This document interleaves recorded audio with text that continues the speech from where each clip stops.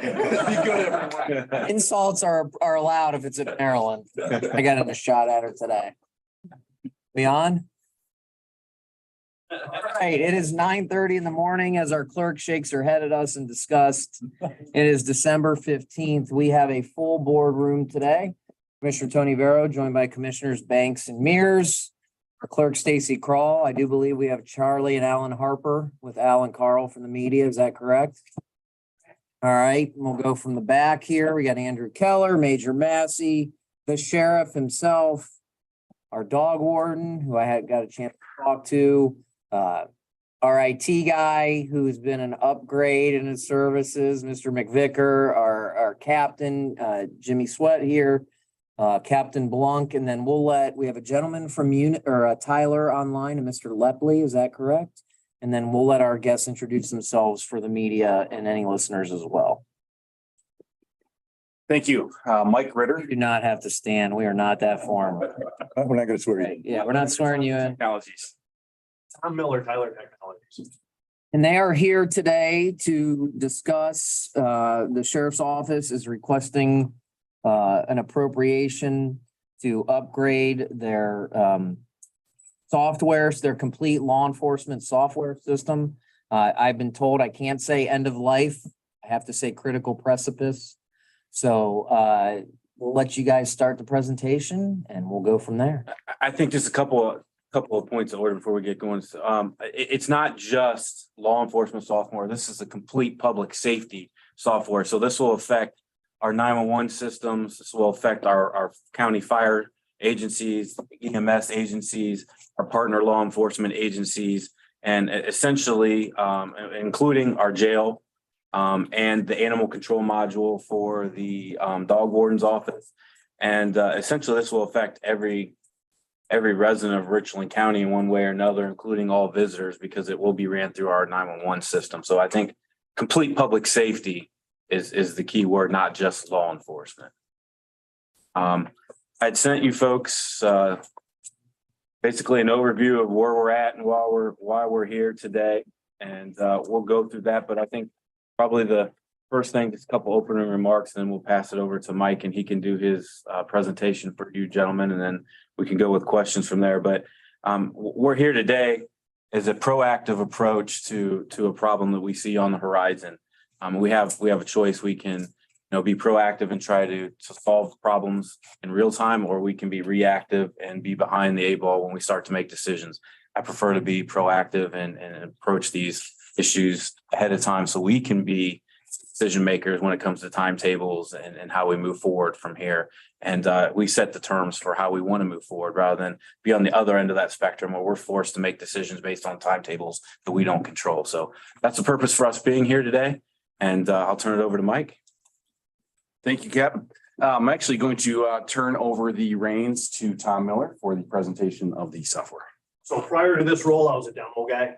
So I'm used to presenting the software. We're going to use PowerPoint slides. But again, I'm Tom Miller, Sales Director, covers the Midwest along with Mike. Thank you much for inviting us in here.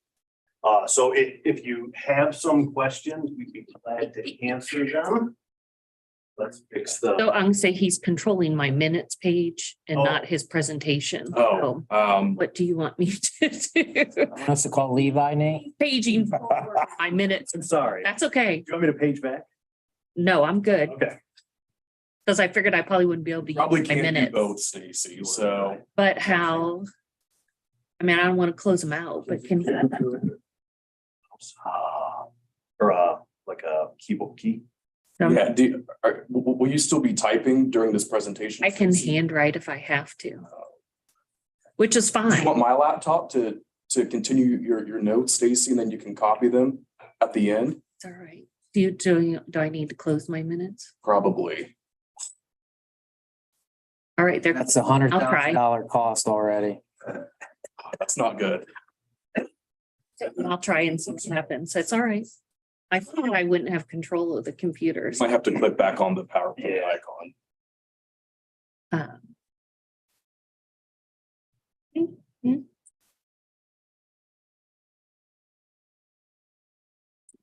Can she just manually control the PowerPoint Let me then? try it.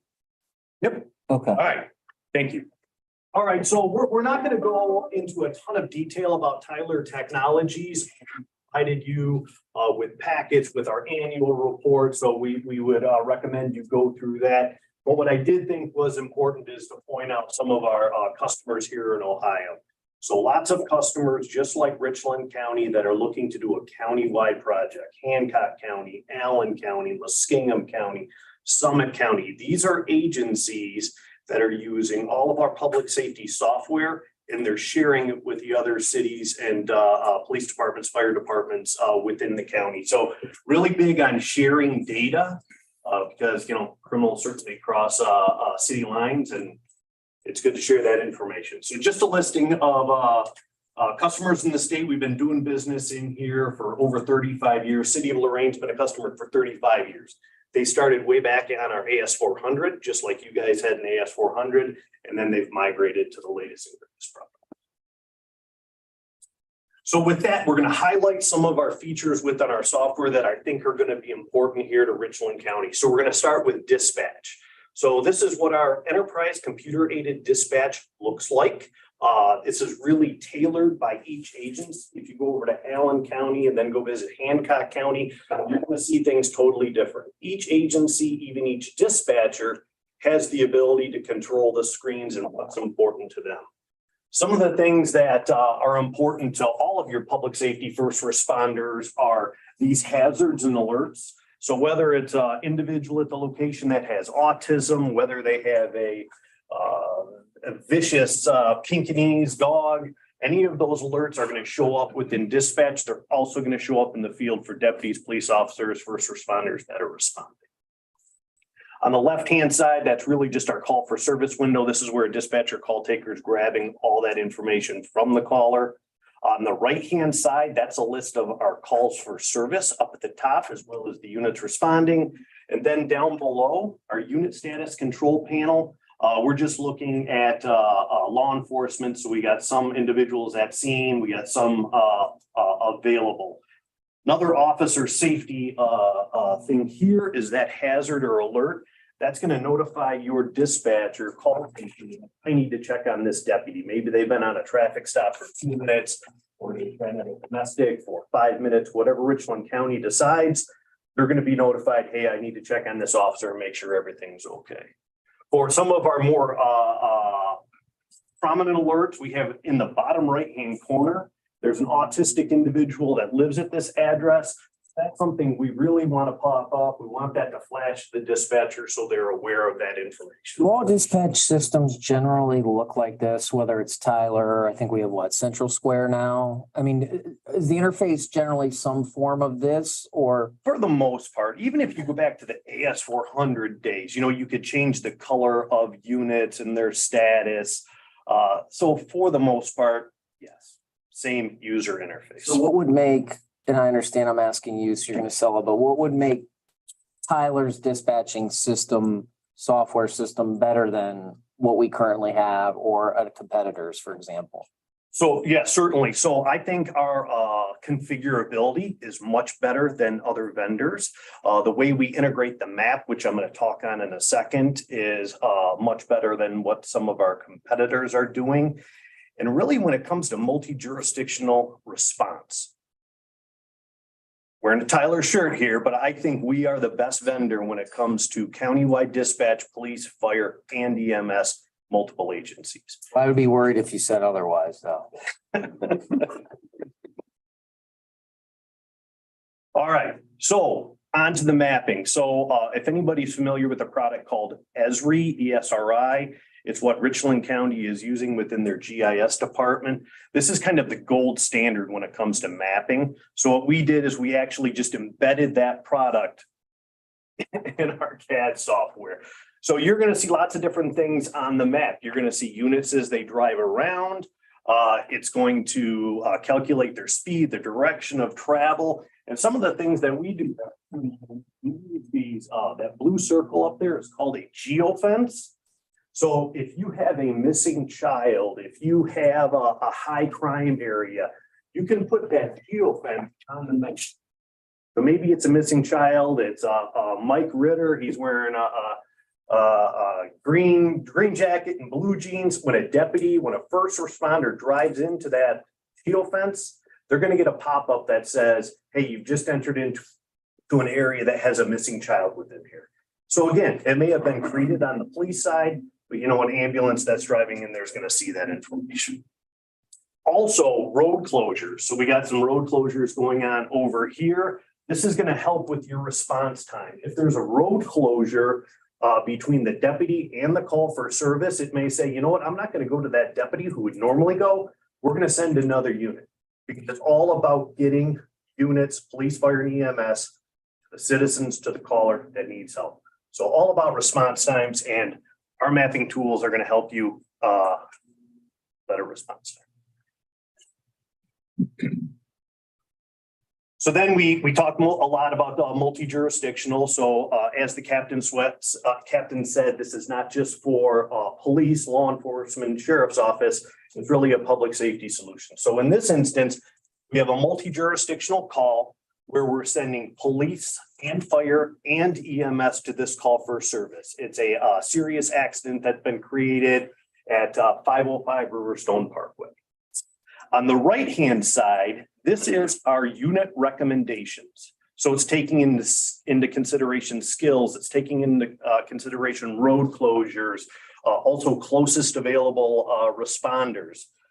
So what's again, utilizing that Esri map on the right-hand side in the top right, you're gonna see an ETA. That's gonna tell the dispatcher how long it's going to take for that unit to get there. So they can relay that information to the caller. If there's a road closure in there, it's gonna take that into consideration, route that unit around there. Again, getting first responders to the person that's calling into 911. So again, pretty unique feature within our software. All right, high level overview of dispatch, what that looks like for a call taker or a dispatcher.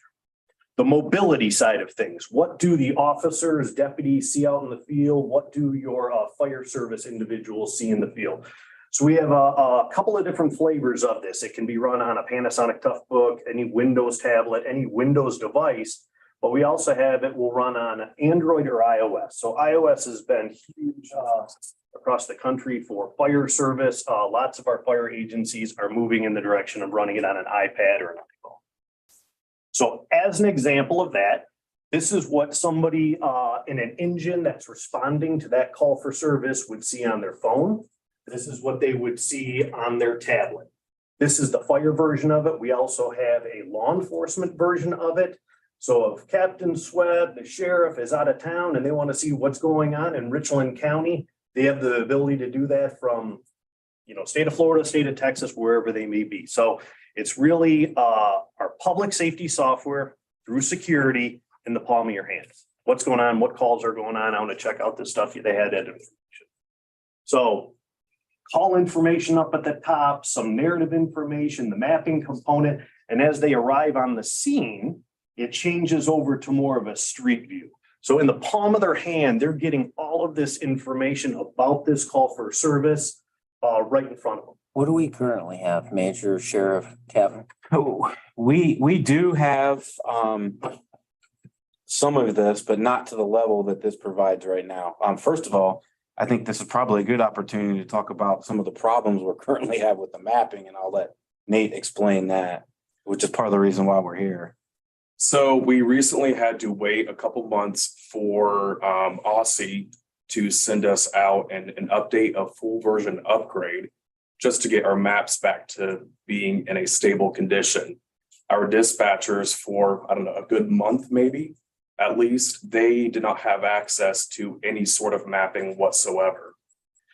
That is because Aussie right now uses a Google Maps interface, which was broken. They blame Google, but I didn't get that deep into it. I just wanted it to be fixed as soon as possible, right? It's like, I don't care who does the maps, we need them. Exactly. We need that to be working. But on top of that, Aussie can also look at an orthos layer, and that pulls from our county flyover that we had back in December of 2021.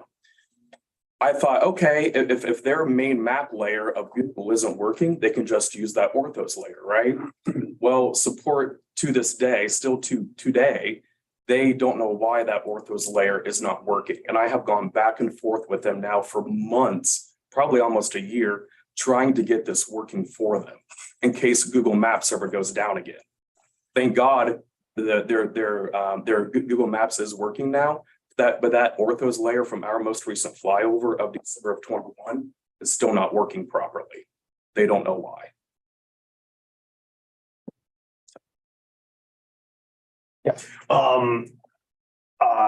A little bit more on the map. So it's not only about your first responders getting there, dispatchers knowing where the call is. We're going to talk a little bit about the analytics side of things. So if you have layers that are a political ward layer, a neighborhood watch layer, and you want to pull crime statistics about this political zone, this neighborhood, this school zone, you can get all that data on the back end. So the mapping is extremely important on the front side of things, but then getting the information out so the captain and sheriff can make good decisions on where they're sending resources is really where the map comes into play. For a law enforcement side, so this is a version of what we run. I get a new chair now. So that's $400 off of the request. So this is the Windows version of that. And again, all of that information that was captured in dispatch shows up out in the field. So you don't have officers, deputies continuing to ask, what was that address again? If fire's going to it, if you have volunteer departments, they have that on their phone. They don't have to constantly ask for what addresses. It's going to give them all the hazards and alerts that we talked about. It's going to show them that information. And then really they have full control. They can go en route. They can go at scene. They can do all of those things, taking the workload off the dispatcher. It's all permissions based. So you decide what you want to do. Are these type interfaces, I saw, and we'll get to that, available to other law enforcement agencies, but something struck me through this presentation. Would there be any value, or is there any interfacing with, say, like probation departments? They actually have a module for probation. I mean, if we think, Tyler Tech has a full courts software that could interface between Munis and also their public safety software. Just like how their public safety software interfaces with Munis and IAS World, which was a huge, it was a really big deal for me from my IT standpoint. It's going to be easy to get all three softwares talking to each other. I mean, that's if we think big picture and interfacing, probation came to mind. Courts, prosecutor, and of course, probation falls under that too. But that's an option and not part of this package, correct? Not part of this, that's part of their whole courts package. Oh, they got other funds. They can. So it's all about keeping the deputy out in the field and being efficient. So we're taking all that information that started from a 911 call and populating a report, whether they're doing it out in the field, whether they're doing it out. I'm sorry, Yeah. I guess to answer your question, if probation, if you wanted probation and probation wanted to be part of our mobile platform where they saw Right. what was going on that, They go into some pretty dangerous situations. we could definitely do that right now. They just would not have the report writing part of the process. They would be more like a fire department EMS where we could plug them in. They could have a laptop in their car. We could see them on the screen where they're at. We could dispatch them to calls if we wanted to. It would be no different than the Bellevelles and the Butlers, how we handle them right now. They'd be their own agency within the organization, and they could be sent calls. They could put themselves, they could run license plates. They could have all those functions and do it autonomously in their car and still be tied in with our dispatch center. So to answer your question on that, yes, they just wouldn't have the report writing and tracking features that I'm not necessarily sure they would need that. So what do they use for that now? Do you know? I don't believe they have any platform. Fall under court IT probably, not handled by county. Okay. Part of this proposal is a site license. So if you wanted to give them that capability, they just need a laptop, set them up with the username and password. They're not going to see all of those buttons. Right. I mean, I get it. Heck, You set up the licenses accordingly. to know you're going to a house that's, a meth lab or a dangerous dog or whatever the case may be, it really, spreads across. So populate the report. Yellow fields can be required. The agency has the ability to capture certain information that may be more important to them. That information, and again, talking about some integration. So we're gonna arrest a bad guy. That information came over. We can run leads and NCIC, all of that good stuff from here. But a lot of departments are filling out all this information here, then going to the jail and then either filling out paperwork or doing more manual entry. So what this is showing is we've arrested an individual, we've wrote a report, and by clicking a button, that information is now pushed over into the corrections model. So a corrections officer, a deputy in the county jail doesn't have to rekey in, Tom Miller, height, weight, date of birth, charge. All of that information flows over. And this is what that looks like on the jail side. So countywide corrections software, we have a booking queue. Say this deputy started this report, they're now in the Sally Port, they push that forward. So the corrections officer have the ability to see all of the inmates that are due to be brought in. This is great for the county, but this is also good for any cities within the county that are taking them to the county jail. They do this from the field, they're on the same system, and your jail doesn't have to rekey that information. Obviously, your booking officer is going to go through a whole bunch of questionnaires, but it's at least going to start them with name, date of birth, demographic, charge information. So again, eliminating redundant. So on the police record side of things, where does this go next? So deputy wrote his report, supervisor approved it. It now goes into records. So what we've done here is we've looked at it as now I'm a detective supervisor. So this deputy just wrote a report, his supervisor approved it. So now I'm a detective supervisor. So when I log into our web-based records client, it's all about setting up dashboards. Everybody can set theirs up differently. But in this instance, the detective supervisor has a KPI that says I got 45 cases in progress. I got 10 that are waiting review, and I got 3 that are arrest waiting review. And then just some other panels up here, up on the right-hand side, I'm looking at all of my unassigned cases. So this came in from the field. I need to review it. I need to assign it to a deputy. We can also do a bunch of pie charts and stuff, how do we compare in 2018, 2019, 2020? I'm getting all of this information just by logging We in. can do that with our current system now, though, right? Can, but it's, I'm not trying to say that tonight. I'm just saying this, reporting's fairly standard to a certain extent. but it's more convoluted. It's not as user friendly as this. You have to go in and run multiple reports and then add the reports together. There's not directly a year over year type process for that. Tyler Tech, it seems that it is more data driven from the point that officer arrests somebody out in the field. That's when all of the data analysis starts coming together. And it starts painting a picture for everyone as soon as an officer arrests someone out in the field. So I guess to answer your question, you are correct. We can do those things with our current system. Where now usually my end reports I get done for the sheriff and the major usually take me a couple of days to do. They're already canned reports for them. They're already there, ready to go. There's no. So what do you have to do now? Go into the software and enter the fields you need to pull and Yep. so you don't have, but can't you save the canned reports though, Jim? I mean, I know how reporting systems work. You can, but not the searches. And the way the searches work with them are not that simple. So like, for example, if I want to know how many robberies we had in 2019, I have to go in, I have to put in the robbery code, I have to put in the date codes, and then I run that. I can't just save that necessarily. So the next time I go in, I have to re-enter the search criteria to make it spit out. Thing your system allows you to save the fields and do a report. 100%. So exactly what the captain just said. Can't do that now?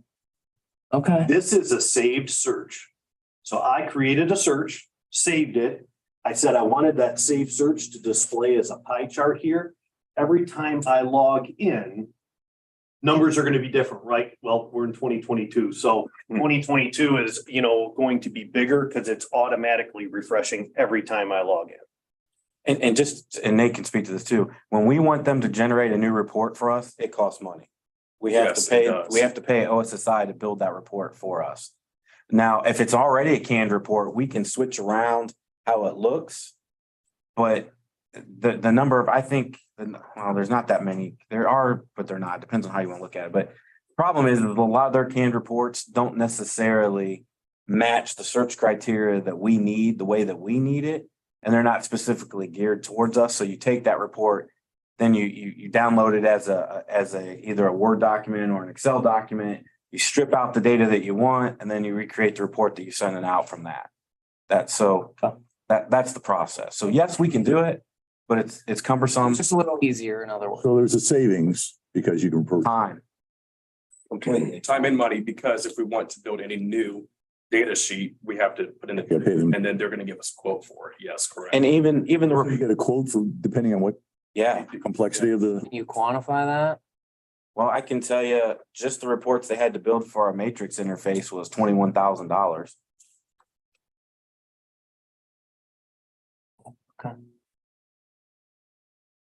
So ad hoc reporting, and this is just the record side of things, where you can do ad hoc reporting. We're gonna show you that a little bit more, when we get into some of the more stuff. So, detective supervisor, I got some unassigned cases I need to take care of. So I'm going to then assign this to a detective. So it's integrated with your email. So if Captain assigns Mike a case, Mike's gonna get an email. Mike, you've been assigned this case. There's a due date on there. If Mike doesn't respond by the due date, Captain's gonna get an email back telling him that Mike's falling down on the job. Also notify on case change. I think this is a really slick product for the command staff in the room here. Is maybe this is a major case that exists in the county, and the sheriff, the captain, the major, they want to know every time something happens. We did a supplemental, we made an arrest. So every time that occurs, they're gonna get a email indication that says, hey, sheriff, we just updated this case that's out there that you wanted to pay attention to. Tom, the captain just mentioned the matrix interface. I assume we're referencing the prosecutor's office. Captain on that. Yes. Will this be ready to go to interface with matrix on day one? So It's included. the interface is included. When it comes to interfaces, our goal is to get it ready on day one. There's other You're parts. never gonna get a sales guy to tell you that. So when we're talking about interfaces, whether it's with the prosecutor's office or it's the leads interface with the state. It can be done, it in can other be words. done. Okay. Certainly, we've done it across the entire state, pushing the data over to the prosecutor's office. Yeah, matrix is Absolutely. We have it implemented across the state now. fairly standard. You like the matrix system? I know nothing about the matrix system. I go to the trade shows, the people are pretty friendly. That's about all I know. Our development folks, our interfaces folks, Right. they're pretty easy to. The technical side, do you guys find it, because that will help with the interface. That's why I'm asking. Absolutely, yeah. Okay.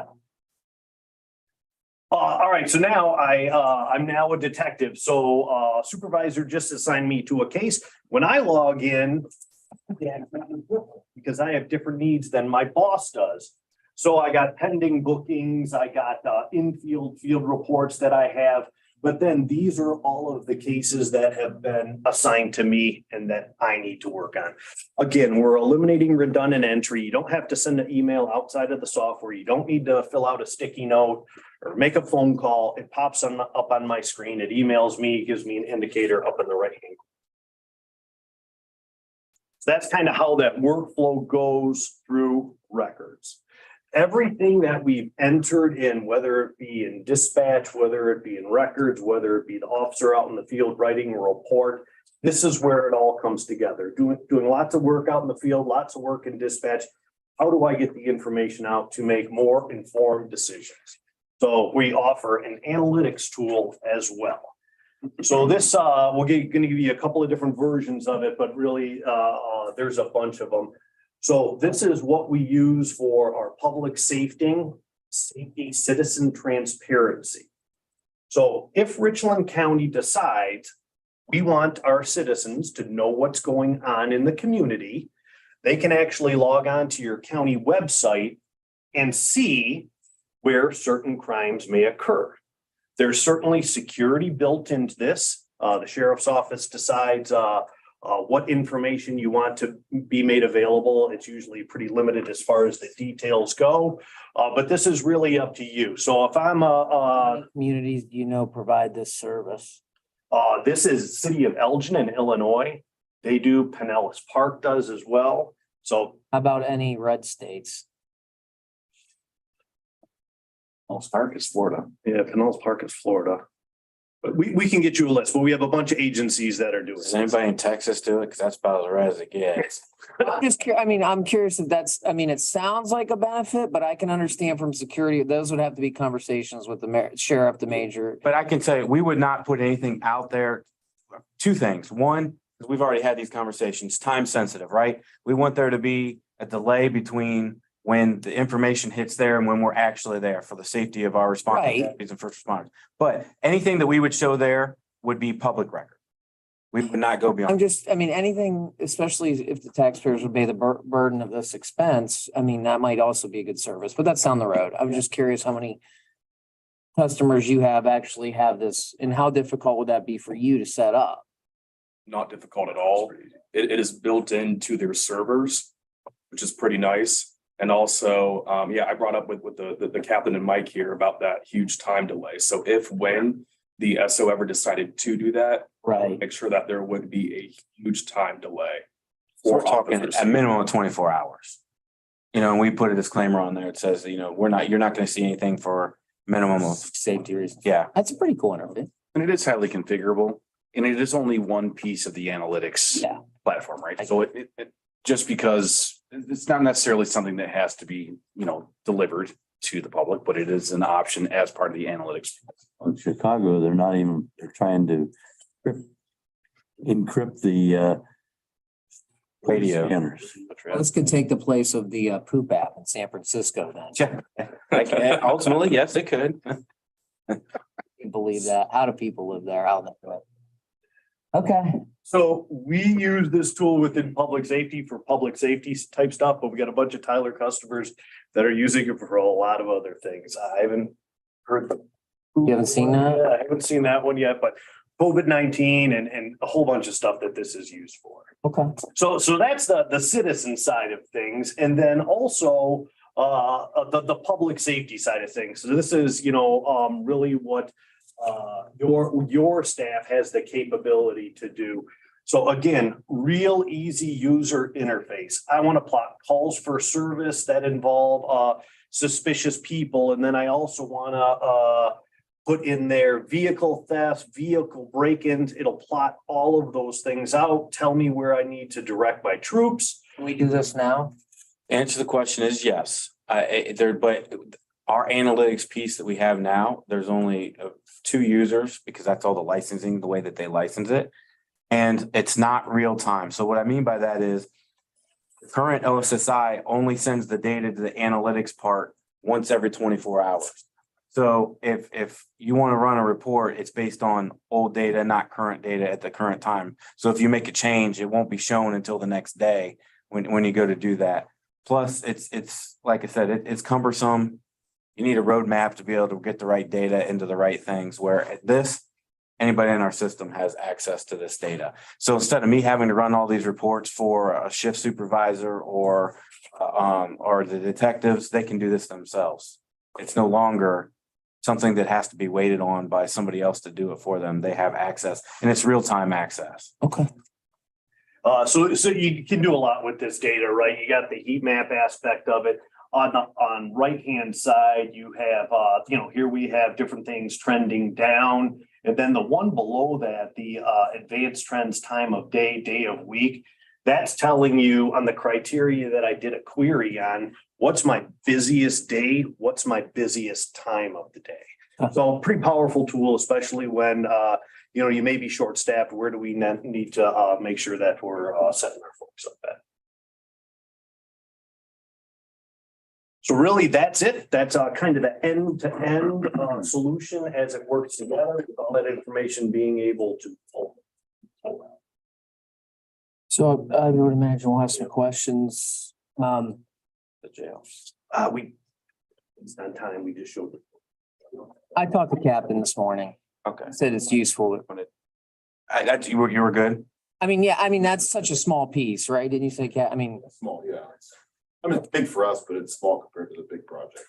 so But I think some of the important keys that we want to make sure that we hit for that is the biometrics. Yeah. we talked- Okay, so you're good? Yeah. Okay. Talked about the basic, yeah. So Cap, you had said, hey, look, there's a capability to build our system that if other municipalities, fire departments, et cetera, wanted to come in time, we could do that, right? Yes. Okay. But I saw where you had effective agencies, you know, obviously the city of Mansfield would be your big one, but then I didn't see them listed as an affected agency. Well, that's because right now they're not 100%. The affected agencies are who we are with the core that we take care of every day. Those are. our- Okay, so these are those, okay. That's what I was trying No to, matter what we do moving forward, those affected agencies are part of our plan no matter what, because that's the county fire departments, Belleville, Butler, and the dog warden's office, those folks right there. Everybody else that remains in the county could be part of this, but like I said, Lexington, Ontario, Shelby, they share a system right now. So that would be something that, you know, we didn't immediately plan for them, but we've built out the ability that they can be partner agencies as we move forward. how does the other questions I had before we get into the dollars and cents? How does the licenses work? I saw that there's assumptions built in on licenses. And I was trying to do the math on, okay, if other agencies come on, does that require additional licenses? Is one license one person? Is one license multiple people? Is it a workstation? This is where I don't know tech like you guys, so. Sure. How does the licenses, bless you, how do the licenses work? Yeah, so we have accounted for up to 85 sworn work for workstations. So that includes all of the sworn deputies at the sheriff's office, including the sworn officers in the affected agencies or affiliated agencies that are included in there.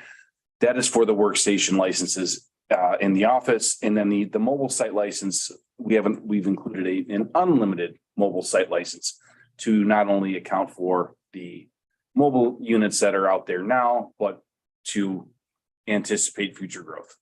So, all right, if I hearing that correctly. Are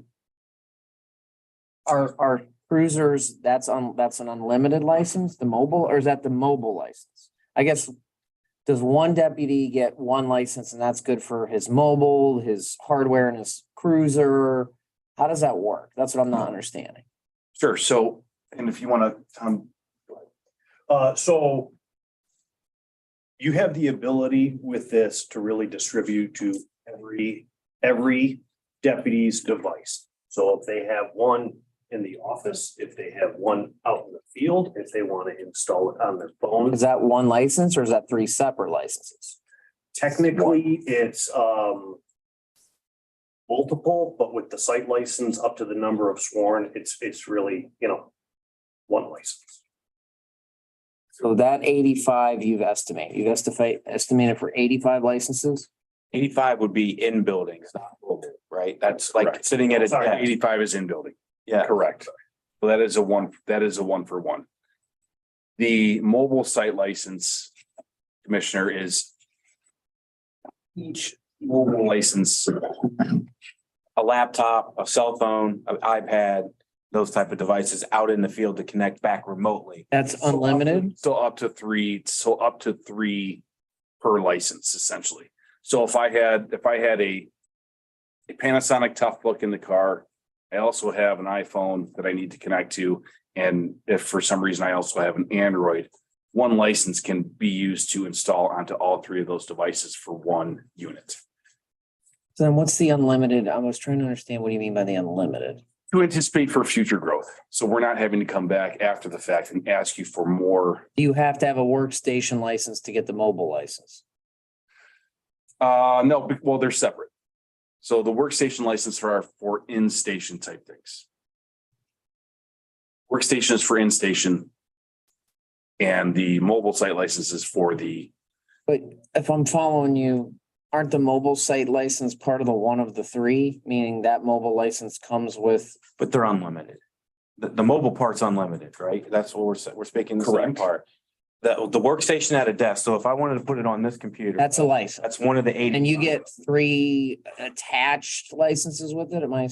essentially, so what we're saying here is with the unlimited mobile site license, the agencies that are listed in here, including all of the sheriff's office, the dog warden, Franklin Fire, Madison Fire, those agencies that are listed here are able to install the product onto all of their mobile devices. Okay, how much is a new license cost? Per license? Yeah, so let's say we wanted to add another workstation. We got 85. We want to go to an 86. What's a license cost? If you're looking for one more license, we're gonna say just install Just it. do it. We're not gonna charge you for any. I've been around long enough to know that's, I mean, let's theoretically say it was gonna cost us something. But we can get you a number on the individual Sure. license. But I would say reach out to Licking County, reach out to some of our customers, how we've handled that in the past. We're not looking to nickel and dime you. Why we do put a cap on it. I've had a nickel and dime for every time a salesperson said they're not looking to nickel and dime us. It would pay for itself. I think the way we need to envision this is in pools, not necessarily in individual licenses. There's tiers. So basically they're saying if you go to tier A, you get up to 85, give or take a few. If we need just one more, that's not a problem. But if we need 20 more, then we're gonna go to pool B and they're gonna broaden the pool. So there's some flexibility, but it's gonna cost, but I'd like to know what a license costs with you guys as opposed to what a license costs now, because that's the hidden costs we talk about, right, Daryl? I mean, these are where you really, things get expensive, is the licenses. Thing we've learned. Well, I can tell you right now, we're already paying more and we have less than a third of the devices that they're going to provide us right So now. what's our annual maintenance cost right now on our current? About $170,000 a year. And if we included the city of Mansfield and they may or may not in time want to come along, it's 153,000? Yes, That's with Mansfield. that's with Mansfield, Would you He say? said 170. 170. So it's about a $17,000 savings. If we built in, and my thoughts are if we do this, I think we do make it accommodating to other agencies. It would benefit the community. It would assist Mansfield. I want to make sure my math is correct. That'd be another 69,125. Is that right? I show the project excluding the city of Mansfield, Yes. project including the city of Mansfield, but then I also showed the continued maintenance costs. Correct. Let me ask this. Let's say Mansfield's not ready to come along, they're different government, there's three of us, we can make the decision. They have a mayor, they have a council, they represent different wards, they may be in a different fiscal situation. I hope they would come along if we do it, but it could take some time. Do we still get billed up front, or can we build the system and then say, okay, we want to bring Mansfield along, so let's upgrade? Do we have to do the Mansfield package now, or? Can I jump in? So when we built this out and we sat down, trust me, Mike and we've gone through these numbers about 15 different times. So any of the above, the commissioners, if they choose to approve the project, including the city of Mansfield, you can pay for everything up front. And let's say worst case scenario, the city of Mansfield changes their mind and they don't want to. We would stop at that point. Anything that we don't need to move forward with for the city of Mansfield comes out. And if we haven't implemented it, then that money would be just reimbursed or we would reduce it to some type of stipend return credit. We would work it out essentially into a credit. Yes. How long is this pricing good for? It's actually To the end of the year. end of the year. Yep, 12. That's like- 22 weeks. Now it's pursuant to Sourcewell pricing though. Correct. Does Sourcewell pricing go up after the turn of the year? So Sourcewell gives you a 10% discount. We've included a much greater discount than what Sourcewell usually gives you. But that discount could be offset by any price increase the first of the year. So it's a new year. We're gonna get a new price book. So the answer is potentially yes. When will we know about that? I mean, the first of the year, when it becomes the first of the I year. mean, you're asking for a $1.6 million commitment and it's December 15th. So, I mean, that's quick. It's 1.4. I show 1.6 No. total. You're asking for a 1.3 general fund commitment, but I showed the total cost at 1.6. Now, down at the very bottom, is that number that you're using? General funds, unanticipated revenue, phase 2 funds. That's money that we have All available right. in the budget to Oh, offer. you're right. If we do Mansfield, it's 1.42. Yeah, 1.4. If we do, okay. Where is the Mansfield decision-making process right now? I've had a couple conversations with Chief Porch and I know that you Very guys surface. had some conversation with them. Oh, they're not close. I They're talked not, and I don't even think Nate's also had some, they're gonna. very surface. It would be a year or so at least. Yeah. And money. All right. So, I mean, and that's why we build it out a couple different ways here to move forward in both directions. Darryl, you have anything? We have Springfield Fire. We police, they're together pretty big size organizations, which would need a lot of licenses. And we have heard you say we can add the licenses and we're gonna find out what the cost of that's gonna be, correct? Well, no, sir, those They're already licenses are already Those are included in. both We get licenses. licenses, Yes, sir, they're which are already, already included. Already included. we've accounted for all of the, this is all of the fire. Yes, minus the city of Mansfield. Correct. Because we dispatch, everybody that we dispatch for has been included in the project. Good. Hey, Cap, Yes. has there been any consideration to the city of Mansfield contributing toward their share of the ongoing costs? Looks like there's about a $17,000 difference annually for the city of Mansfield. Would they help with the portion attributable to the city? I think that would be a conversation between the mayor and the. I would, yeah, there's gonna be an expectation of payment, but I think we'd have to have that conversation. Absolutely. I know we're running a little bit out of time. I'm sure the media is gonna have a question. The last question, at least I'll have, is Andrew. You know, we talk about ARPA government services on these generational projects, and this could truly be an excellent service to obviously our safety services and the public. If we decided to move forward with this, and I think I know the first answer, but one, could we use ARPA government services? I would imagine yes. But two, does that change the selection process? Are there any additional procurement restrictions in the event we want to utilize ARPA?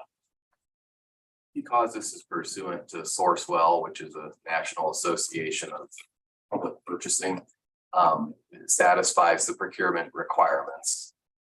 We could use revenue loss dollars towards this. That would require a few additional contract provisions that Tyler would need to be agreeable to.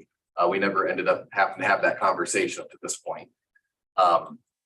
The captain and I also discussed, phase $2 would, be potentially available. Oh, he'd have to use some of his phase two. We got capital improvement, we got revenue loss, we got phase 2. Then general fund.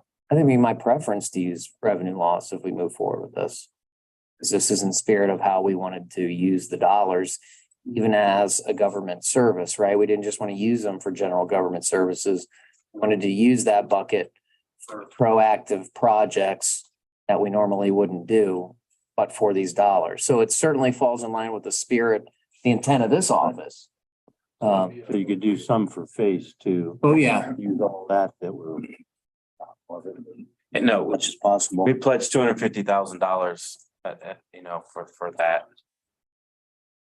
I have a couple quick questions. Absolutely. Are we losing any functionalities at all that we currently have going over to the system? No, now I will say that there are some things that we like better with what we have right now and some functionality things that'll change. But there's nothing that our current system does that the new system cannot do. Okay. We're gonna have some questions from the media, so. But I think on that same note, I think it's important that we don't currently have a one-stop shop for all of our data. The jail's completely on a different system. Dog warden's completely on a different system, Certainly the advantages outweigh the disadvantages. Absolutely. Okay, another couple quick questions. You mentioned when an officer's at the scene, the clock starts. Is there any kind of alert that identifies for the officer's safety? Okay, he's been at a traffic stop and it's been 3 minutes or 5 minutes or whatever, and flag goes up and. Yeah, it goes off for that officer, for that deputy, it goes off in dispatch.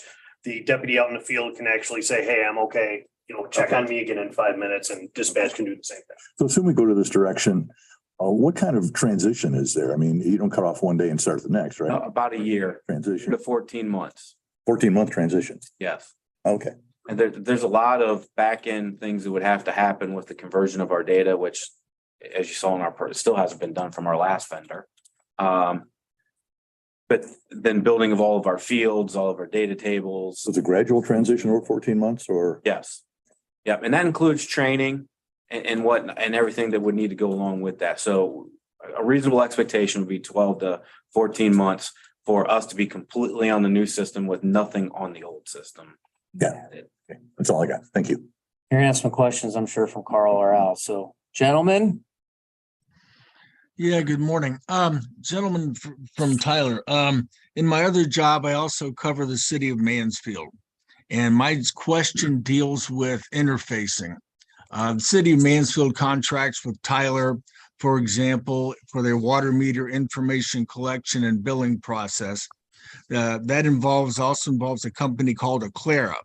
And I did a story a few months ago, and I was told by city officials that Tyler Technologies and Aclara don't play well together in terms of interfacing and exchanging information, to the point the city can't tell how much water it's actually selling. So in terms of interface, what assurances do you give county residents that you'll be able to interface with Matrix and other associated things? So I would say our history in interfacing with things like Matrix, things like Lee's, we've done that all over the state. And you can follow up with some of our customers that are already using those interfaces. And Carl, I think to add to that, when we sat down between us, the dog warden's office and the jail, and we listed out all of our third-party applications, I believe every single one of them, they had a history of already successfully making or completing those interfaces. Okay, well, that was what jumped out at me, because I remember doing that story when it comes to Aclara and water counting technology. Obviously, Captain Sweat, this is really dependent on guys out in the field having internet access, because this is all web-based.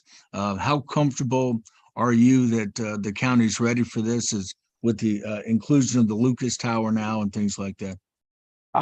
Yeah, so the guys in the street, or the deputies in the field, and the fire folks in the field, they know the areas where they have dead spot coverage. And they may have to drive up, a couple feet down the road or up down the road, but we know where those areas are, and we're confident that we're going to continue to do that. But I think additionally, there's features built into this where, so as an example, if a deputy starts taking a report and they don't have connection, it's not an issue. They keep doing whatever they're doing, and when they get back into connectivity, the system automatically resyncs itself and starts making all the connections from there. Carl, I know you have the Verizon contacts. You've seen the email communications. Feel free to use the power of the so-called pen and reach out to Verizon and ask where they are in signing that contract in Lucas, if you would like to do that for us. And I can speak to that on another note. Commissioner Banks and Commissioner Mears and myself had a meeting out at Building Codes. And we were finishing up some stuff on the Lucas Tower itself, but they did confirm to us that they have either approved or approved contingently Not us. the Verizon. Yeah, Yeah, we're ready to go. yeah, that's what I'm saying. Yeah. So Verizon has approved. So they are moving forward, not as expeditiously as we would like necessarily, but they are moving forward, and the permitting process has either been approved or conditionally approved for all of their permits for the Lucas site. Okay, and if you guys should there was discussion of the amounts, dollar amounts here, and I kind of got lost in the weeds between 1.5, 1.3. Can you guys kind of break down what exactly the ask is here? You want to send that to me, Vince? I can just forward both of you guys the presentation right now, and it's in there. Okay, thank you. That's all I had for now. And that also includes the line itemed summary of costs, Carl. Al, you Thank have you, sir. Yeah, not having seen the report, this, you're talking $1 million figures. Is this just for installation, and is there going to be an annual cost after that? It's computers, Al. They always have. Now, if you remember hearing the talk, I had asked about the annual maintenance fee, where it shows 153, and we're paying right now 170, and it's in the breakdown. I had asked that. Okay, I just want to make sure it was going to be in the information, because that's kind of a key thing. You said there are advantages, disadvantages. Jim, you said the biggest thing is the ability to retrieve data. Are there any other advantages beyond that? Well, yes, I mean, in the report, we kind of highlight some of these other things. I think the efficiencies of not having to re-enter data multiple times, like we currently have to do for the same person over and over again throughout the process. That also reduces errors because it's only being entered one time and then it's being checked that it's being entered one time. But just the interoperability of the folks in the jail and then the folks on the street having data that goes all the way across both.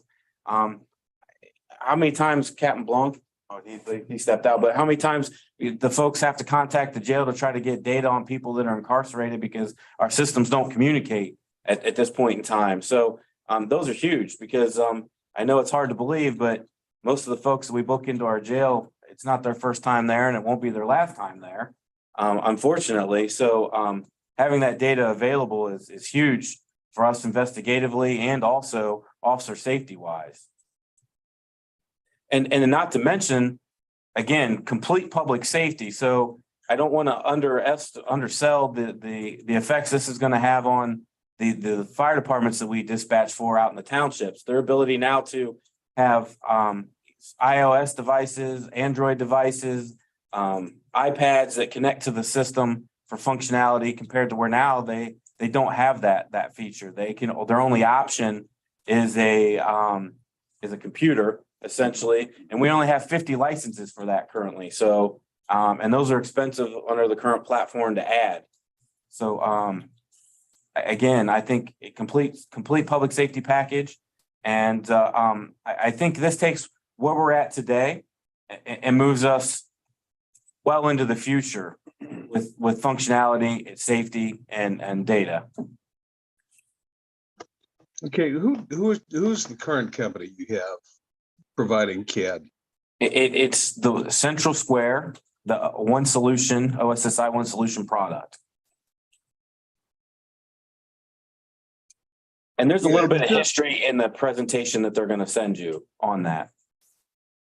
Okay, just out of curiosity, how long have you had the current CAD system? I'm 2014. I know computer stuff can change quickly, and I think that's kind of what I'm looking to portray.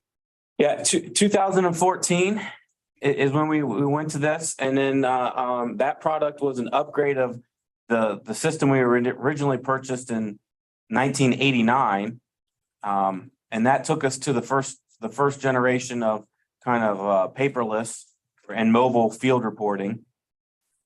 And since then, that unfortunately that company has changed hands 3 times. They're on the third owner of that company, and each time that's happened, our support and our ability to adapt and move into the future have been greatly reduced.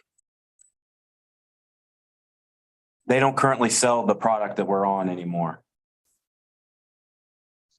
Right. I think that's all I had. Thank you. Just a second. Missy, you got anything, how this is gonna help you want to add? Well, currently we are, for our calls, we use paper to track everything, to dispatch, to do everything. So in terms of efficiency for my department, that's horribly inefficient, tracking everything. And considering that we're so small and historically we've had a lot of turnover, that would be greatly beneficial for my deputies to be able to have a computer system where we can track where we've had repeated contact with owners, where we've had repeated contact with dogs. We can track a dog from the moment we deal with it on the street till it comes into the shelter. The software that we're looking at, it will track the adopter information, all the medical records, everything from the point of contact with that dog till the time that it leaves. The doctor can send us updates that will automatically track through the system with that dog. We can customize our own reports, for bite reports, for medical records, for behavior records, for baby behavior reports, and create a barcode scanner for that dog and just scan it onto all those records so it automatically compiles all of that. our department has been very outdated for a long time as far as our records have gone. And this would be something that I think that would make us very efficient and would help us provide more information for the other officers. As far as when they're going out, we can provide them with a list of current dangerous dogs when they're going out, so they know when they're going to a residence that has a dangerous dog. We can provide them with that information. They would know if we've gone to a residence where we've dealt with dogs that are, you know, a little bit more aggressive to people and things of that nature. And our other officers would do that too, if we can put that kind of tag in that system, or any other kind of issues that we've dealt with in addresses or with owners. Thank you. You need to purchase some mobile units like laptops or That's included in here. We've included all of our Everything. infrastructure costs. just of laptops. Yes. Everything's included. We took care of her office completely, both on the IT side, infrastructure side, and she picked, as she just said, she picked the things that she needed that felt best for her and her office. One thing we may ask, and I understand business, but it is December 15th. I mean, if we decide to go the ARPA route, we may not be able around the holiday season to get all the necessary paperwork in place. I think we would ask for a little bit of leniency on the pricing, if we could, that it be held beyond the first of the year. If we could, I mean, I think it's only fair, because Andrew might have to do some extra documentation and there may need to be some back and forth on what extra would need to be included. So I'm asking, when do you think we could have a decision on that? We can get you something later by the end of the week. Okay.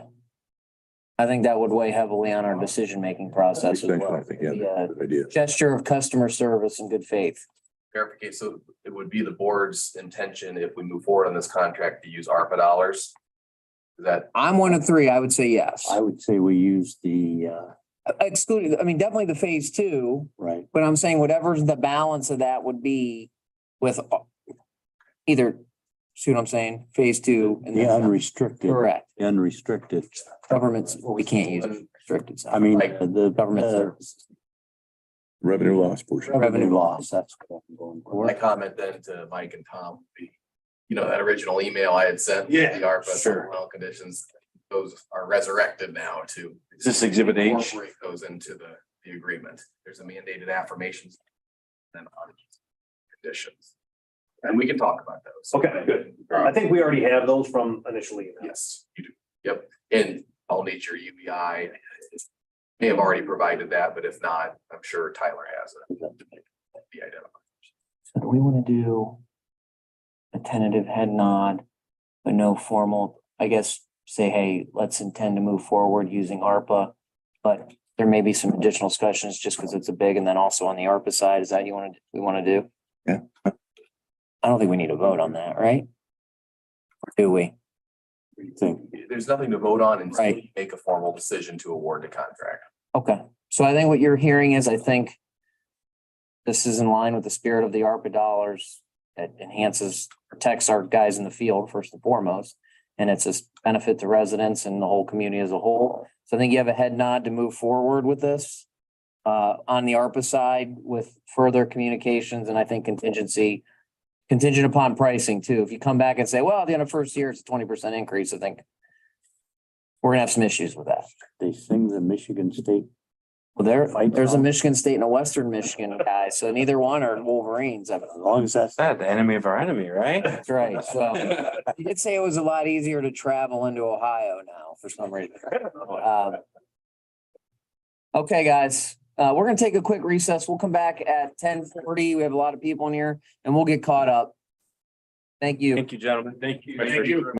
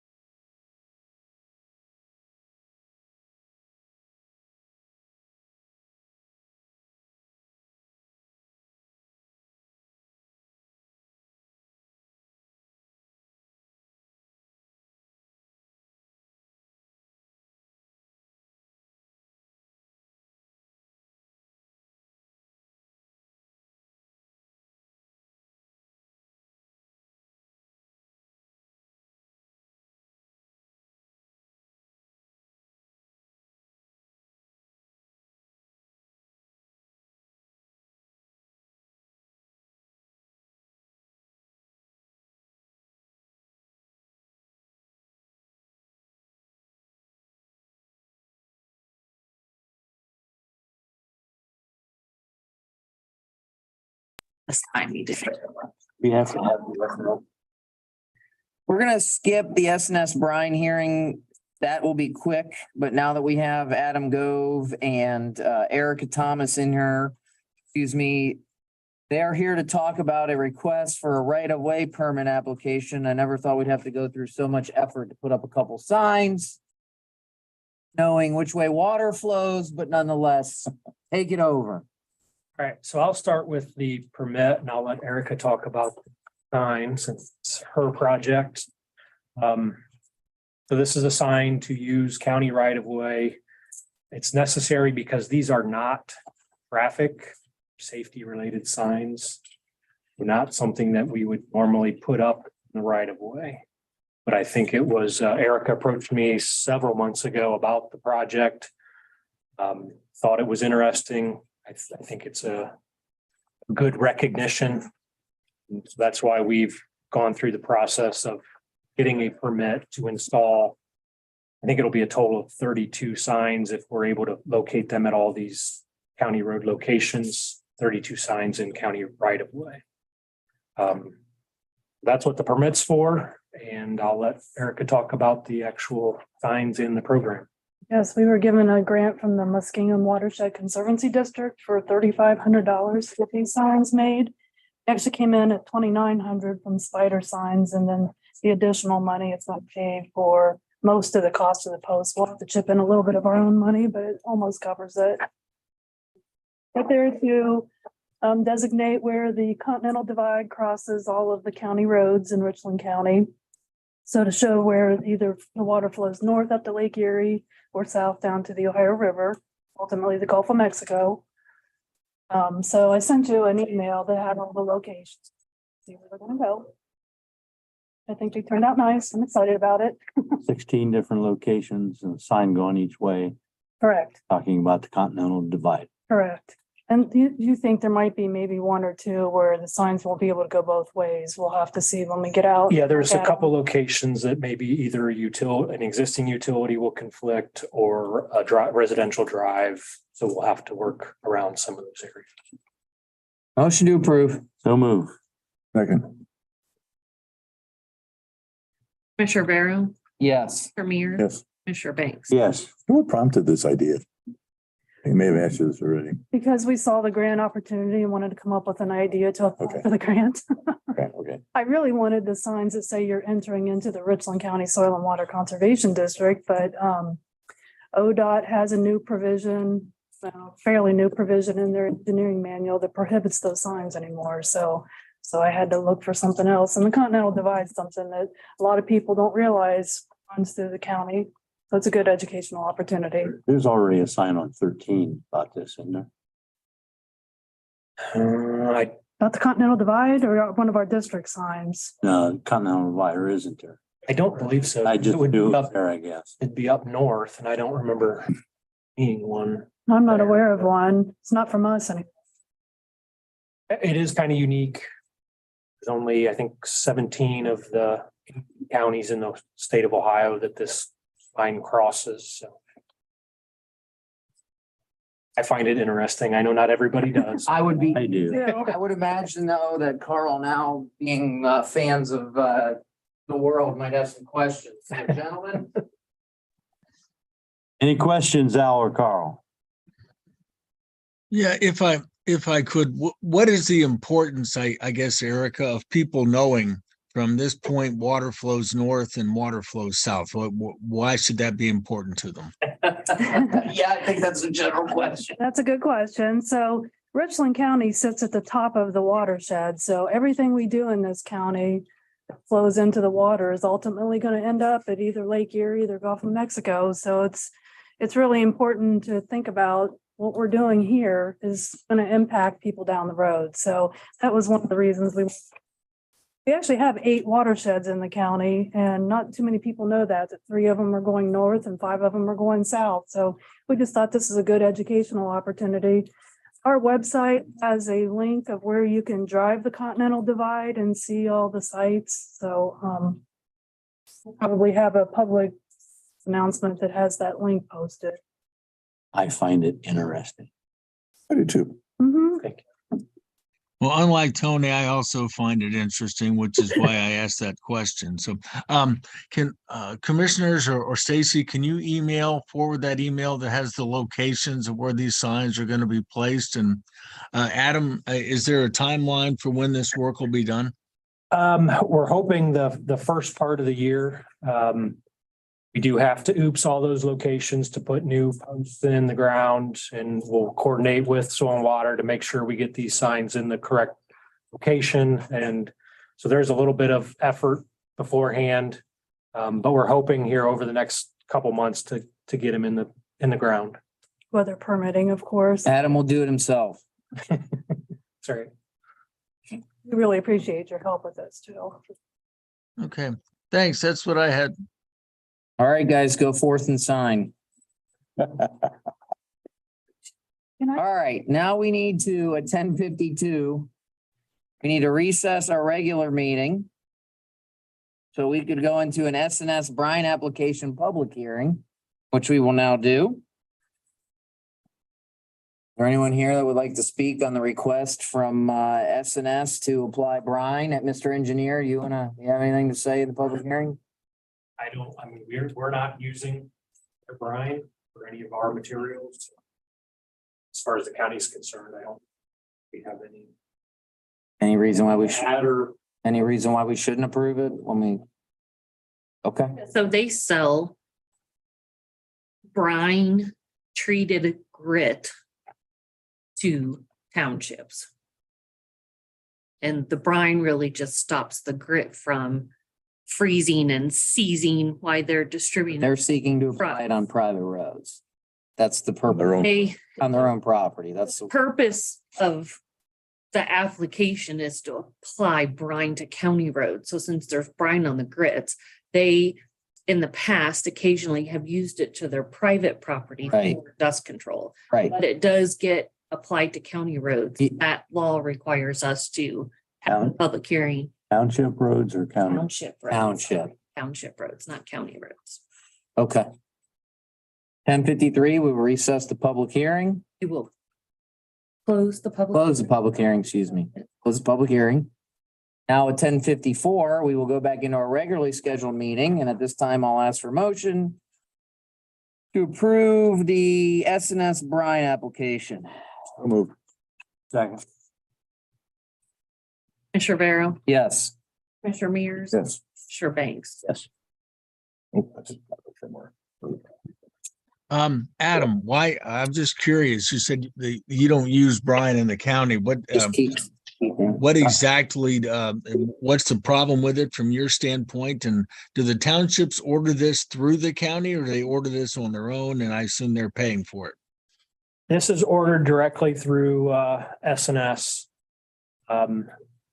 We started making our own brine, I want to say 6 to 8 years ago. I can't remember the exact date. We make our own brine out of salt. This is well brine. Don't use that to treat any of our materials anymore. We make our own, treat our own material with salt brine. Since you make your own, I guess I'm curious, what, do any of the townships purchase your brine rather than go through SNS? I believe there is one that I can think of, Washington Township does purchase our salt brine. But that's the only one that I can think of right now. Is there a big cost savings for them, for others to go through SNS? I don't know what the cost is. I think the biggest thing is you have to have a way to store it and apply it to your grit or salt, whatever you're applying the brine to. Many of those don't have that ability, any of the townships. So they buy the grit directly from SNS with the brine already applied to it. Okay, thanks. Al, any question on brine or continental divides? Yeah, since Carl raised an issue, and since Erica is still there, is there any difference environmentally between the salt applied brine, Adam, that you use and the well brine? I don't know for sure. I would imagine they're using more than just, I don't know. I guess I don't know what all their well brine is made up of. Looks like Al just got homework. He's gonna have to go figure that out. Yeah. Okay, just, curious. That's all I had. Okay, thank you, guys. All right, we'll move on to some of our logistical items. Stacy, I'm gonna propose a couple amendments to the minutes. Kaylee Pugh, in reference to the Child Abuse Prevention Council, is KALI. Oh, I'm sorry, let me do this. Motion to approve record of proceedings for December 12th, 2022. So moved. Second. Commissioner Vero, Yes. Commissioner Mears, Yes. Commissioner Banks. Yes. Okay. Now, I have a couple amendments to propose. As previously stated on the December 13th minutes, just quickly spelling Kaylee's correctly. And then if you look at tape 0.38.16 on the topic of annexation, the village of Lexington, it says Carl from the Richland source asked why the annexation was taken care of sooner. I believe it was not taken care of sooner. If you recall, he was asking what took so long. So I think you forgot the word not there. So those would be my proposed amendments. Don't think it'll change any formatting. So I'll sign and you can go from there.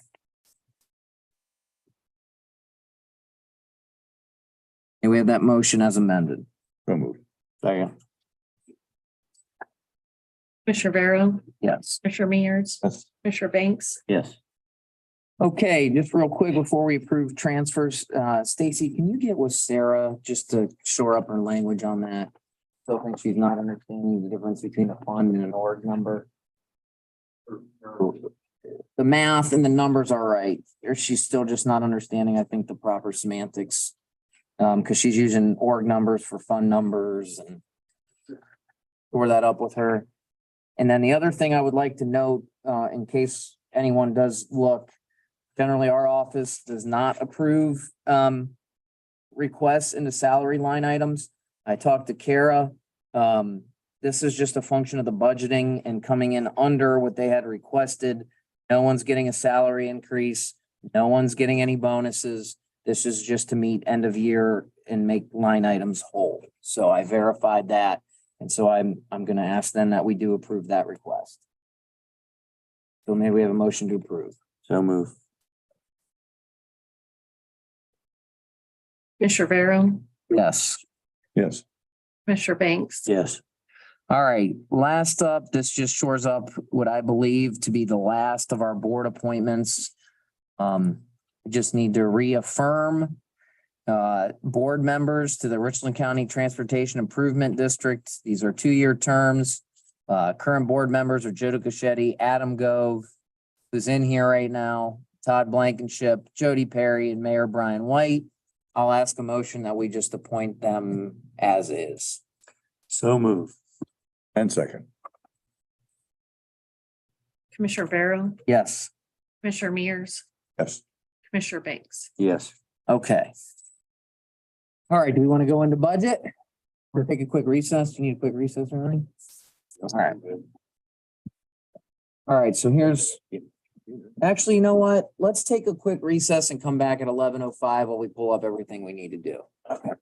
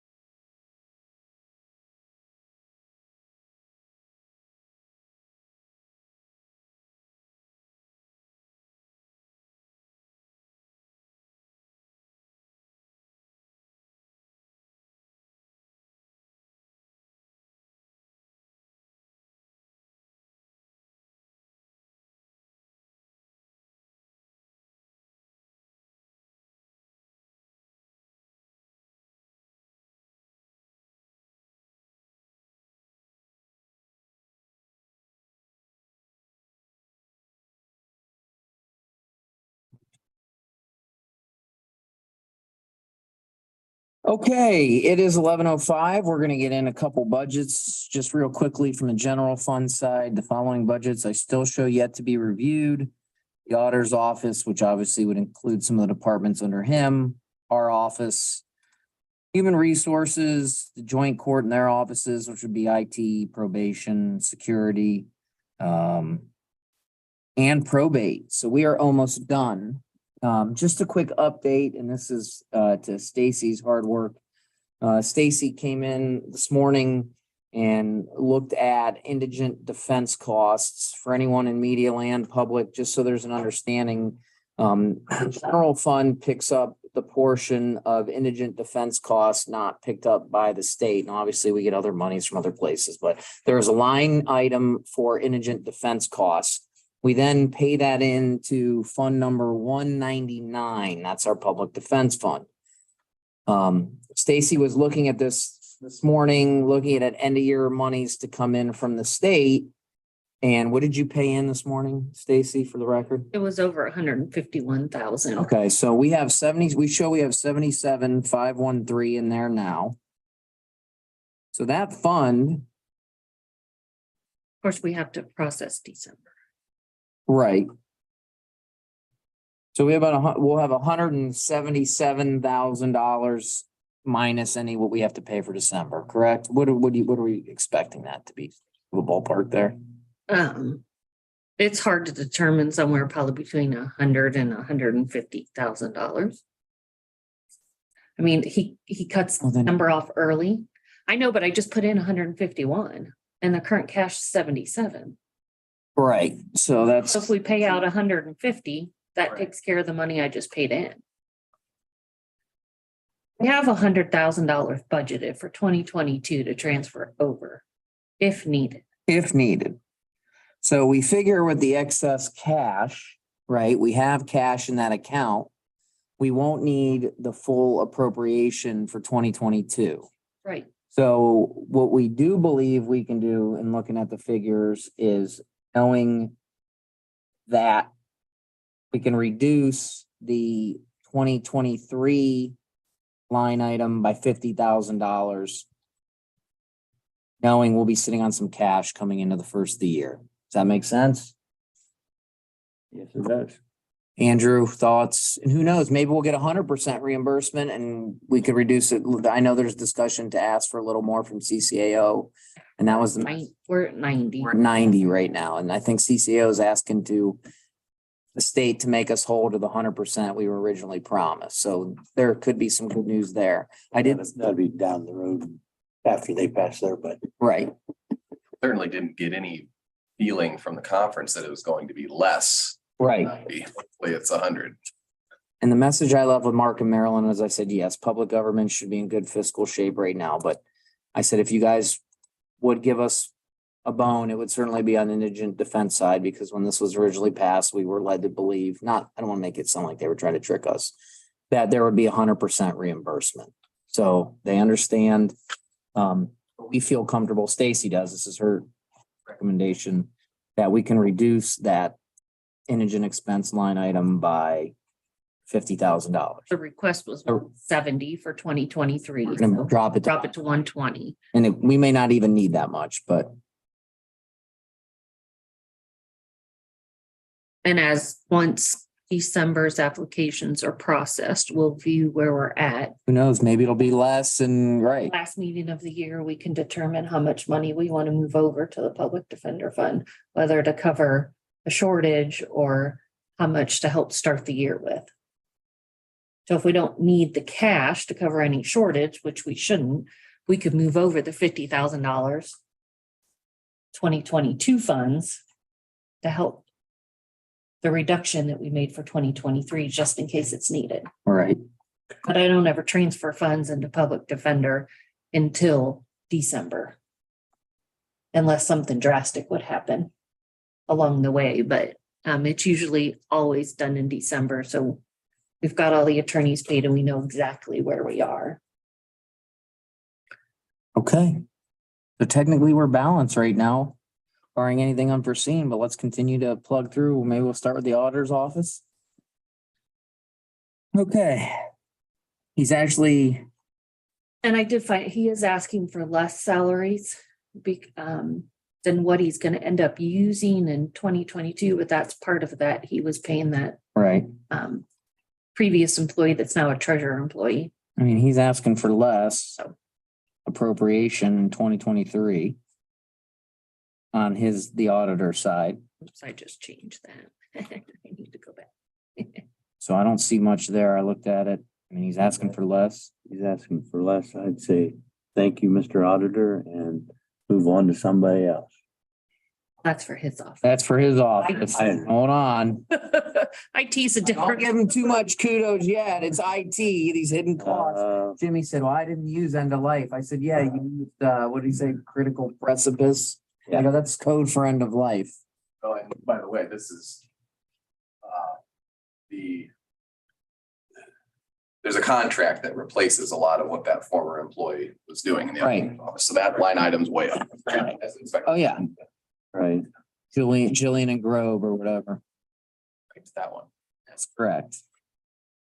So it's not, but he is asking less for his office, so to speak, in total. Now we'll go to IT.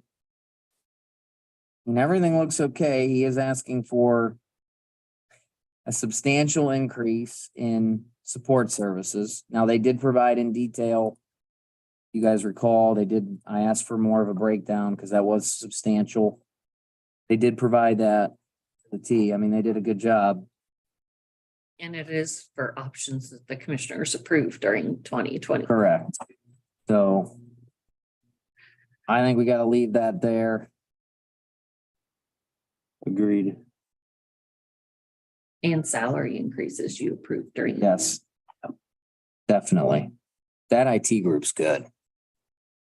And that's a good market for IT people. So yes. I didn't see anything there that we should change. Thoughts? Okay. Good. You want to go to HR next?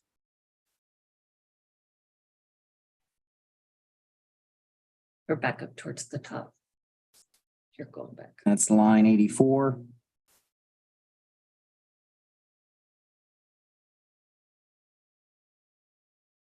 And she's seeking minimal increases, which is on the salary side, but well within the ranges, and even that's a little increase more because that varies every given year on the time she spends with JFS and the breakdown. But Postage is going up again. digital gone up, health insurance has gone up, so really her budget it looks good. Yep. Andrew, anything on HR? All right, you gonna do probate? The increase in the salary is tracking the guidance Correct. commissioners. Probate then, we'll do that, 749. So I have here, if you recall, there could be a little wiggle room. So if you recall, she is seeking, there's two retirements upcoming. They had put money in for the whole year for the replacements because they hope to have those replaced by the first of the year. So there could be a little wiggle room, but you look at their budget. She didn't put anything in for the termination payout. Yeah, I was wondering about that. I mean, we know one employee's last day is Friday, Right, so that would be this year. but it's gonna hit. Well, wait, 20. Oh, you're right. Hold on. There's a pay on the 31st. Yes, there is. Well, let me look at the payroll calendar. Hold on. Her last day is tomorrow, right? Oh, so it will be this year. Yes. Yep. So the one retirement will hit this year. Let me see her budget to see if she, I don't know, but she has a second one planned for next year. let me get with her on that. Hold on, I'm pulling theirs up. Or did she account for it in the 412? But I'm wondering. Put it in.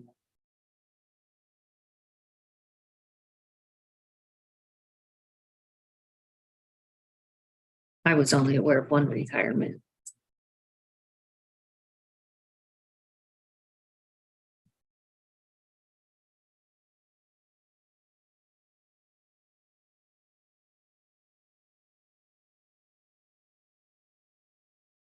I'm getting it. So many windows open, right? All right.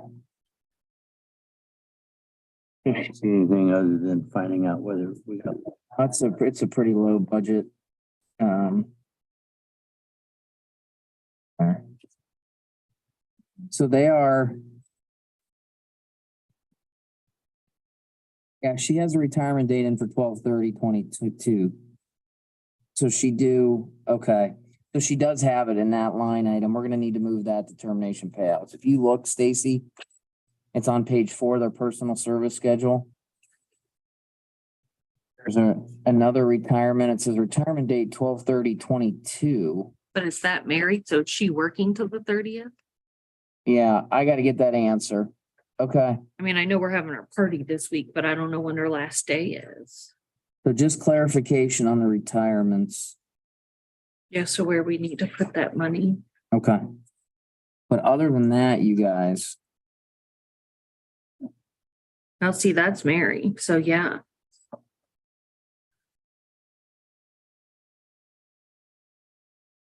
I think it's okay for now with clarification I need to get on the retirements.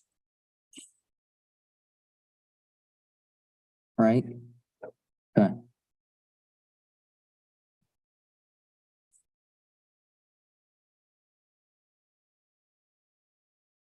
Okay. Then we're next. can we go to common please since it's closer? Okay. We can, 29, the joint court. you gonna go to 629? Yeah. So we'll start with joint court. That's the general division.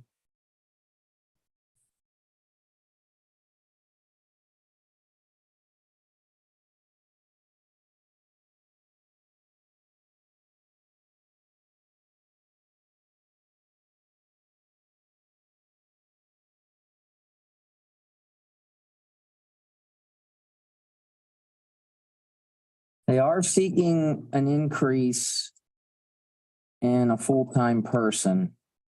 Now they're reducing some part-times. I know they've asked, we haven't seen the formal request. There could be another request in 2023 to bring on yet another person. Now, to be fair, they did not replace. When Judge Deweese left, Karen Grant was part-time. They didn't replace her. Now they're asking to bring a full-time person on to fill the position of Karen Grant because they expect a retirement, although they're being honest. I mean, they're being very upfront. They kind of want this person to be this person they're looking at has familiarity with the courts. They want to assist with filling vacations, have some utility and have some flexibility. And when an employee retires either in 2023 or 2024, that person will just step into that role. That's what was explained to Andrew and I, if you recall, Andrew. So I thought it was a reasonable request. I like the idea that they're preparing for the future. So the only thing there that only big health and the salary is the only thing that really went up much, but with a full-time person, that has to happen to a certain extent. I mean, if you take out, Daryl, the health insurance, that's the big one. It's really not much. We appropriated 972 in 2022 and they're asking for 1.1. But if you look at the salaries. Yeah, I mean, we can't control the health insurance as long as we're good with the head count.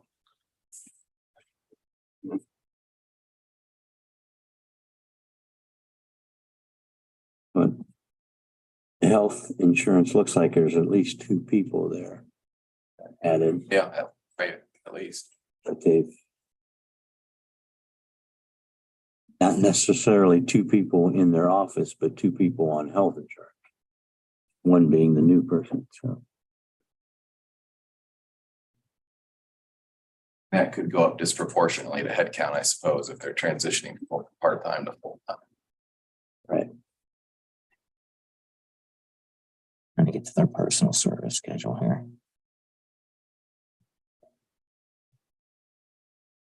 Now their current health insurance, which should be done, they're gonna finish at 137, 636. Okay, so they just got the one person. Yep.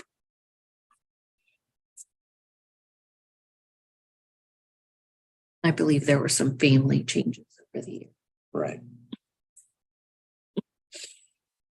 Yeah, they're seeking about a 3.3% increase in salaries. And they're not some of the higher, for example, and I'm gonna be careful saying this. If you look at county comps in terms of magistrates and court administrators, they're nowhere near the highest. What?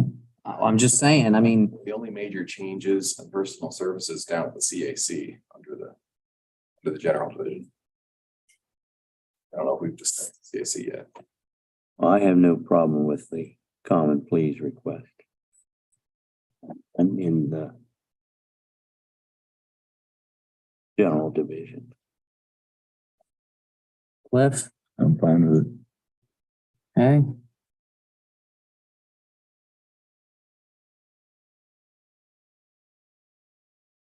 Courthouse security.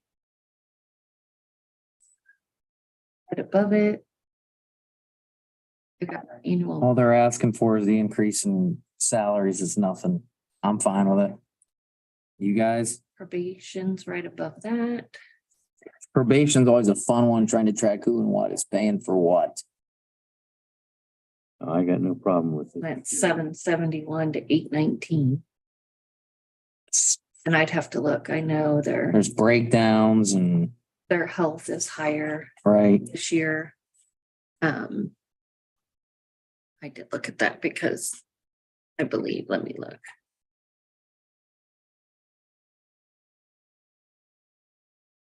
I think it was health that I was off on. Now their current health is 210,795. So they just got the increase that we all got. I'm okay with adult probation and the courthouse security. okay, I had court IT of that. I have a little bit more in contract services. And salary. they're going from 109 in salaries to 113. That's well within range. Yeah. So there's nothing there. Their health might be, what happened with their health? Let me look.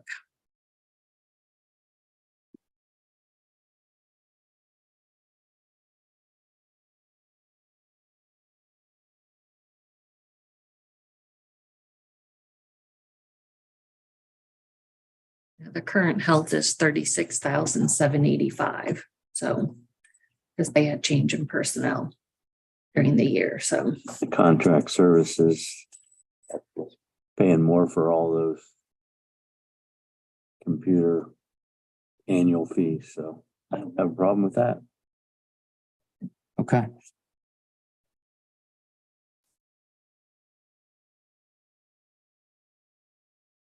The last is us, and we're one of the smallest. I don't know if you guys had a chance, Stacy and I had sat down, gone over salaries. Andrew, did you get a chance to look at? Andrew's the one, Andrew and I worked on those numbers and you agreed, so. Yep. Yeah, correct. I'm not trying to take any credit. But then you and I sat down after what Andrew and you came up with. I mean, we're looking at less. Look at us.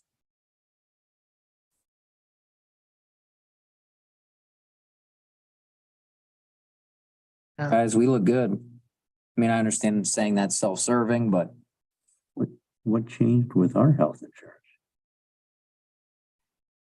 That someone dropped off? we had a drop off there. Okay, So we're actually asking for less than what we appropriated in 2022. During 8.5% inflation. Look at us. look at that contract services. Look at us. That- Keller. Good job, Andrew and Stacy. Well, contract services, That transfers them. no, it's paying down the wage study.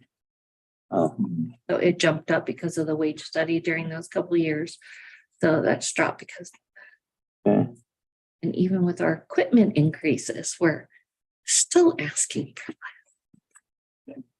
Got a couple chairs in there, do you? I do have, Might have to have another one. Do we want to put, I mean, Okay. I have 2 chairs you really need one? Did yours break? plus. We're gonna have to make fun of you for being, for putting on a little tennis weight. Yeah. Oh, no, I had two tiebreakers last night, so I lost weight. Okay. So you're all right with your chair right now? Good as my chair. And we have, I mean, I always put money in for a computer. So, you know, chair comes first, chair comes first.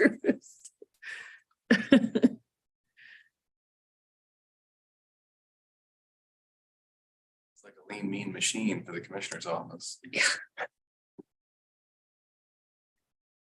And I hope y'all picked up your free pens at winter conference. I buy my own. I like the flex. No. I like the flex.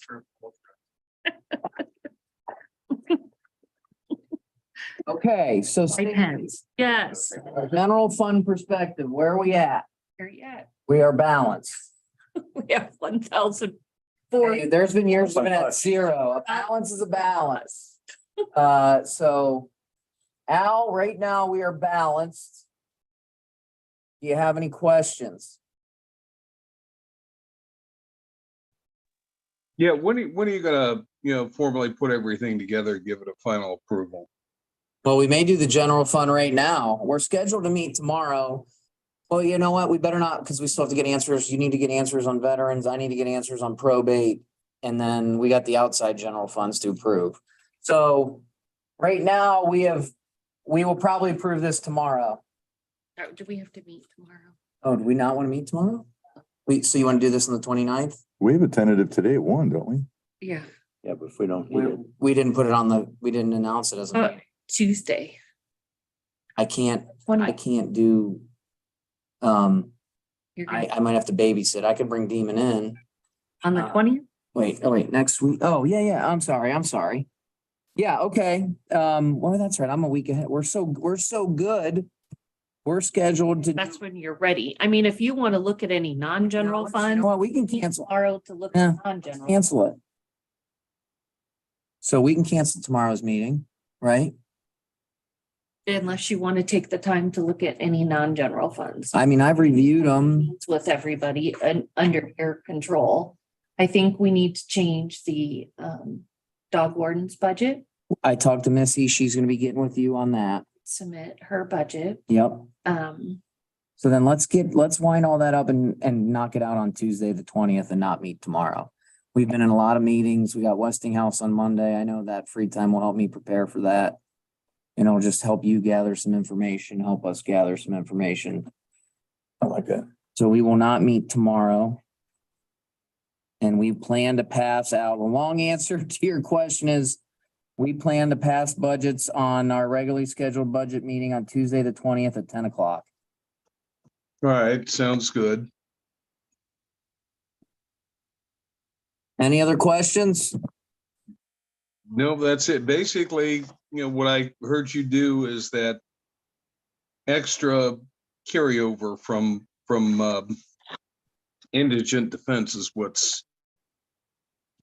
did the last 50. Yeah, we came in, we had enough in the bank, and we might not even need the 120 next year, so we're more than comfortable with that. Okay, good enough. That's all I had. Okay, seeing no further business, we will adjourn at 11:29.